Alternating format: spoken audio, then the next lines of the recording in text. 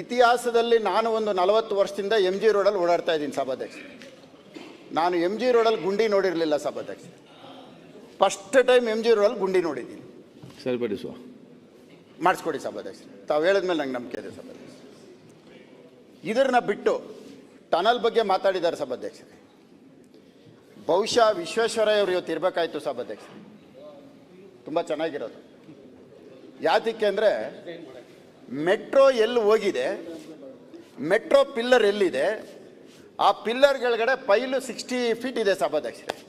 ಆ 60 ಅಡಿ ಕೆಳಗಡೆ ಟನಲ್ ಹೋಗ್ತಾ ಇದೆ ಸಭಾಧ್ಯಕ್ಷರೇ. ಬಹುಶಃ ಪ್ರಪಂಚದಲ್ಲಿ ಯಾರೂ ಈ ಆಲೋಚನೆ ಮಾಡಿಲ್ಲ ಸಭಾಧ್ಯಕ್ಷರೇ. ಫಸ್ಟ್ ಟೈಮ್ ನಾವೇ ಮಾಡಿರೋವಂಥದ್ದು ಇದು. ಯಾಕಂದರೆ ರಸ್ತೆ ಇರೋದು ಒಂದು 60 ಅಡಿ 40 ಅಡಿ ಇದೆ. ಓಕೆ, ಟನಲ್ಲು 24 ಮೀಟರ್ ಇದೆ ಸಭಾಧ್ಯಕ್ಷರೇ. ಭಾಳ ಒಳ್ಳೆ ಕಾನ್ಸೆಪ್ಟು ಇದು. ಜನರಿಗೆ ಒಳ್ಳೇದಾಗಲಿ. ಆಮೇಲೆ ಎಲ್ಲದಕ್ಕಿಂತ ಸಂತೋಷ ಸುದ್ದಿ ಏನು ಅಂದರೆ ಟನಲಲ್ಲಿ ಓಡಾಡೋರು 1 ಕಿಲೋಮೀಟ್ರಿಗೆ 16 ರೂಪಾಯಿ 75 ಪೈಸೆ ಕೊಡ್ಬೇಕು ಸಭಾಧ್ಯಕ್ಷರೇ. ಅದು ಸ್ವಲ್ಪ ಕಡಿಮೆ ಮಾಡೋಕ್ಕೆ ಕೇಳಬೇಕು ರೇಟ್. ಓಕೆ, ಜೊತೆಯಲ್ಲಿ ಟನಲ್ ಮಾಡಬೇಕು ಅಂದರೆ ಸಭಾಧ್ಯಕ್ಷರೇ ರ್ಯಾಂಪ್ 1:30 1:40 ಅಂತ ಮಾಡ್ತಾರೆ ಸಭಾಧ್ಯಕ್ಷರೇ. ಟೆಕ್ನಿಕಲ್ ಆಗಿರುತ್ತೆ. ಒಂದು ಟನಲ್ಲಿಂದ ನಾವು ಹೊರಗಡೆ ಬರಬೇಕು ಎಲ್ಲಾದರೂ ಅಂದರೆ 1000 ಮೀಟ್ರ್ ಬೇಕಾಗತ್ತೆ ಸಭಾಧ್ಯಕ್ಷರೇ. ಆ 1000 ಮೀಟ್ರ್ ಎಲ್ಲಿ ಮಾಡ್ತಾರೆ ಅಂತ ಗೊತ್ತಿಲ್ಲ. ಅದು ಮಾಡಲಿ, ಆಮೇಲೆ ನಾವು ಸಂತೋಷ ಪಡೋಣ. ಈಗ ಟನಲ್ ಬೇಕಾ ಬೇಡವಾ? ಮಾಡಲೇಬೇಕು. ಆಯ್ತು, ಮುಗಿತಲ್ಲ ಮತ್ತೇನು. ಇದನ್ನ ಮೆಟ್ರೋ ಪೈಲ್ ಕೆಳಗಡೆ ನಾವ್ಯಾಕೆ ಟೆನ್ಷನ್ ಮಾಡುದು? ಅದು ಸಂತೋಷ ಪಡೋಣ. ಇಂಜಿನಿಯರ್ ನೋಡ್ತಾರೆ, ಆದ್ರೆ ನಾವು ನೋಡೋಣ ಸಭೆ. ಓಕೆ.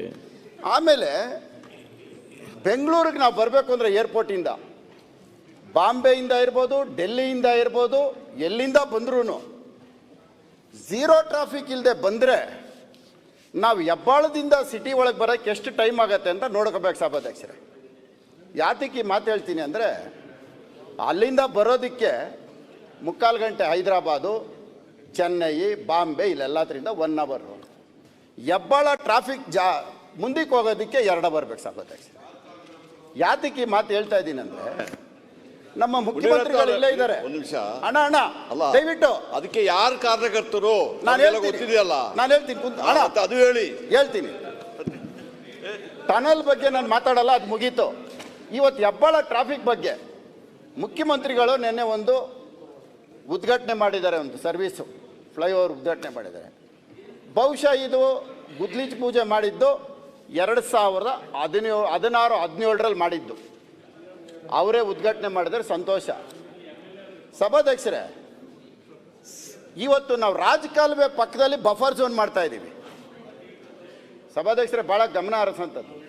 ಬಫರ್ ಝೋನಲ್ಲಿ ರಸ್ತೆ ಮಾಡ್ತಾ ಇದ್ದೀವಿ. ಮುಖ್ಯಮಂತ್ರಿಗಳು ರಸ್ತೆ ಮಾಡೋದಕ್ಕೆ 3,000 ಕೋಟಿ ಅನುದಾನ ಇಟ್ಟಿದ್ದಾರೆ.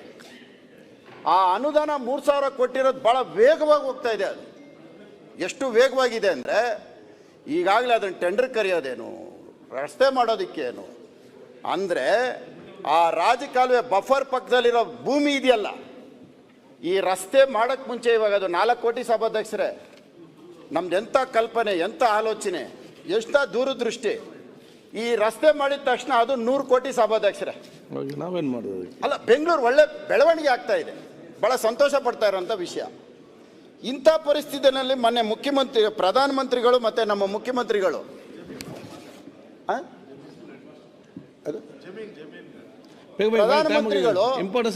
ಮತ್ತೆ ನಮ್ಮ ಮುಖ್ಯಮಂತ್ರಿಗಳು ಮೆಟ್ರೋ ಫೇಸ್ 3 ಓಪನ್ ಮಾಡಿದ್ರು, ಗುದ್ಲಿ ಪೂಜೆ ಮಾಡಿದ್ರು. ಭಾಳ ಸಂತೋಷ. ಅದರಲ್ಲಿ ಮುಖ್ಯಮಂತ್ರಿಗಳು ಮತ್ತು ಉಪಮುಖ್ಯಮಂತ್ರಿಗಳು ಒಂದು ಸ್ಟೇಟ್ಮೆಂಟ್ ಮಾಡ್ತಾರೆ.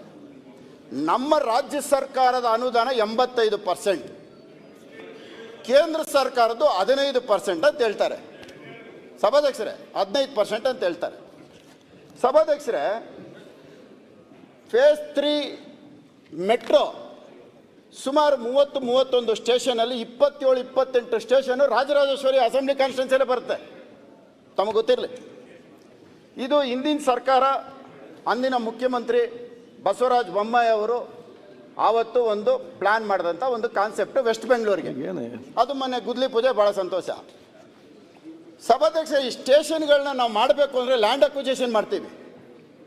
ಲ್ಯಾಂಡ್ ಅಕ್ವಿಜೇಷನ್ ಎಲ್ಲಿ ಮಾಡ್ತೀವಿ? 1 ಕಿಲೋಮೀಟ್ರಿಂದ 1.5 ಕಿಲೋಮೀಟ್ರಿಗೆ ಲ್ಯಾಂಡ್ ಅಕ್ವಿಜೇಷನ್ ಮಾಡೋದು ಇಡೀ ಬೆಂಗಳೂರು, ಇಡೀ ದೇಶದಲ್ಲಿ ಮಾಡ್ತಾ ಇದ್ದೀವಿ.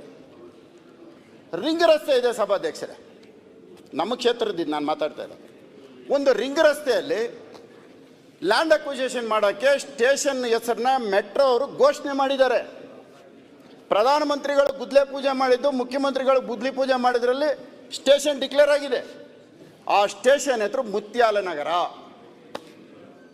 ಮುತ್ಯಾಲನಗರ ಸ್ಟೇಷನ್ಗೆ ಸ್ಥಳಾವಕಾಶ ಬೇಕು ಸ್ಟೇಷನ್ ಮಾಡೋದಕ್ಕೆ.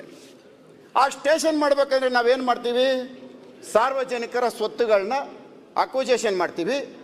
ಅದಕ್ಕೆ 1:3 ಪರಿಹಾರ ಕೊಡ್ತೀವಿ. ಟೈಮ್ ಇಲ್ಲ ಈಗ ಇದು ಅಲ್ಲಲ್ಲ, ಬಹಳ ಪ್ರಮುಖವಾಗಿ ಇದಕ್ಕೆ 1:3 ನೀವು ಪ್ರಮುಖ ಟೈಮ್ ಪರಿಹಾರ ತಗೊಳ್ಬೇಕು ಈಗ. ಕೊಡ್ತೀವಿ. ಪರಿಹಾರ ಕೊಟ್ಟು ಸ್ಟೇಷನ್ ಮಾಡ್ತೀವಿ. ಈಗ ಎಲ್ಲರೂ ಮಾತಾಡ್ಬೇಕಲ್ಲ. ಅಲ್ಲಲ್ಲ, ಹೇಳ್ತೀನಿ ಸಭಾಧ್ಯಕ್ಷರು, ದಯವಿಟ್ಟು ಪರಿಹಾರ ಕೊಡ್ತೀವಿ.